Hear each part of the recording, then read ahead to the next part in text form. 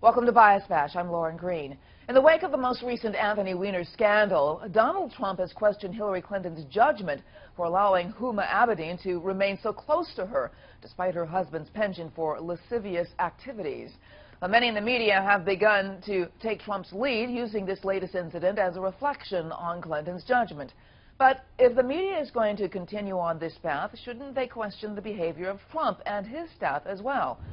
Joining us to discuss is senior Washington correspondent of Talk Media News, Justin Duckham. Welcome, Justin. Hey, great to be here. So what are you thinking? Is that, I mean, I thought we sort of covered the same kind of Trump issues before, but you say not. Well, I mean, this is really kind of a height of hypocrisy.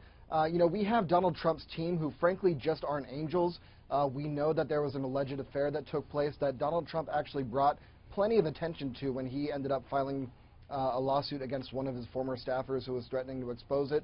Donald Trump himself has also been, in the tabloids for years for apparently carrying on affairs, has actually boasted about it in one of his books for, being with married women and whatnot. So it's kind of strange that his judgment is not coming into question while we are, holding Clinton up to a different standard. That's something that's really been marking this entire campaign, and this is really just the latest glaring example of it. But isn't there a difference, whatever indiscretions that Trump's campaign people have made, they haven't made it public or even Twittered about it. I mean, we're talking about a man who has been, taking photographs of his private parts and putting it on Twitter. That's got to be a whole different level.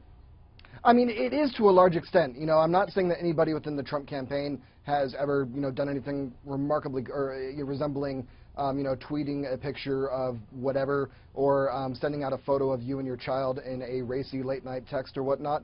But either way, there's a lot of this stuff that just kind of smacks of the tabloids that have been reported for years. Trump allegedly breaking up with Marla Maples by leaving a newspaper outside of her door. Just all these little anecdotes that are pretty strange all in itself, and ultimately at the end of the day, this is something that is probably not good to have Trump being the messenger on, considering that if this were a normal campaign and if we were actually using the regular standards wherein, you would call a candidate out on this behavior, something that the media has gotten a little bit sick of since, it's kind of not really gone anywhere, this would be a much bigger issue. Yeah. So you're basically saying that Trump is kind of saying, is the kettle calling the whatever black, that's sort of. Yes. Basically, you're like, do you have a right to actually take this kind of stance against Hillary Clinton?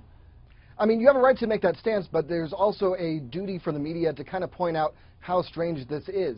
And lost within all of this, that's an argument that's just not really being made nearly as much. We aren't seeing anybody pointing out, the fact that this is somebody who is an imperfect messenger. And it's not just this. This is just the latest example of it.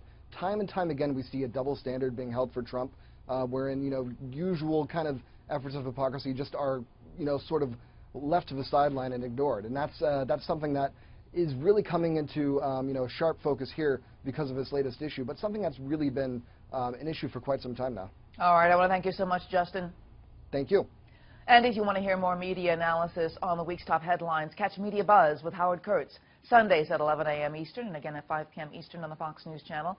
I'm Lauren Green, and thanks for watching.